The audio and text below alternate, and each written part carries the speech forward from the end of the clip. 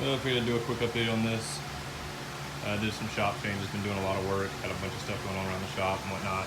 Had to build some shelves, had some termite or ant issues along this wall, had to repair. As you can see, the wood down there is new bottom. But this is my new toy that I bought that initiated the whole shelf idea. And let me lock this, I'm just currently slowly lowering. But y'all saw I bought this bender and built this little cart for it, got it assembled, got my little tubing notcher there, I got my tube there and back on the wall that's exhausting this box. But yeah, I've been doing a lot of shop cleanup. Let me back up so you actually get a view of this, how much room I made by doing this. So I've got the shelves up here, relocated the fan, built this little mini shelf under the AC, and built this shelf up here, relocated this sandblaster from underneath there to over here, fender behind it, got my belt sander there, weld table, welders, compressor, and obviously the beer fridge over here still. The saw and a little saw right there will go up front on some shelves I moved, because I used to have shelves back here like those kind of, before I built these.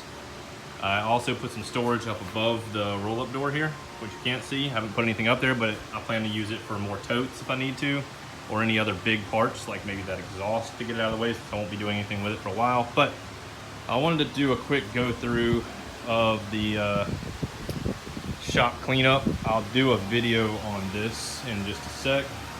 I don't know which one I'll actually upload first, but anyways, I'll do a review video of this that I bought from Harbor Freight. This main purpose was because I got tired of trying to use chop saws like these, which I have. This is a grinder one, that is a carbide saw.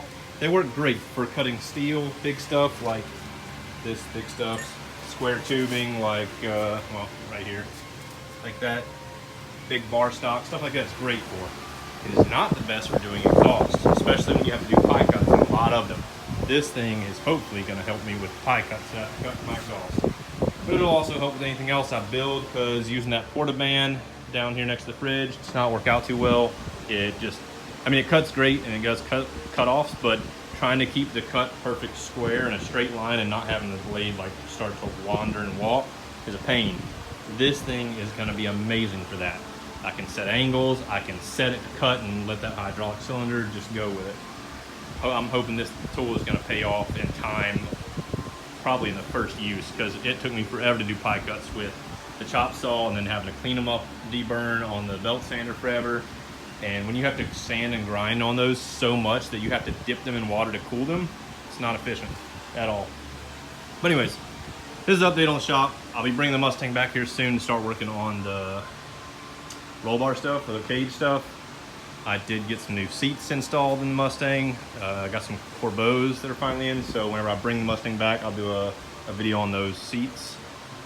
And I don't think I've done anything else to the Mustang yet, but the next project, I was waiting on the seats, is to do cage. I gotta pull obviously the seats and carpet and stuff out to get that done, and then I will probably start pushing forward to try to get the new motor and transmission setup installed. I got my motor, or my block back. I have all the parts for it except for the cam. It is still on order, and I'm still waiting on valve covers from Winchester Metal. He's only about pushing 6 months past the 6-month time he gave. So I might hit him up and see if I get a refund again, because I'm tired of waiting. I'm literally almost to the point of being able to install my motor soon, within the next couple of months possibly, and I don't have valve covers. So that's kind of annoying. He does great work, but I just wish he would have promised a better ETA. You know, I live by the term under promise, over deliver. I would have rather them told me they'd be a year to make. But enough bitching about that. Thanks for watching, and stay tuned for the Mustang stuff. On to this video.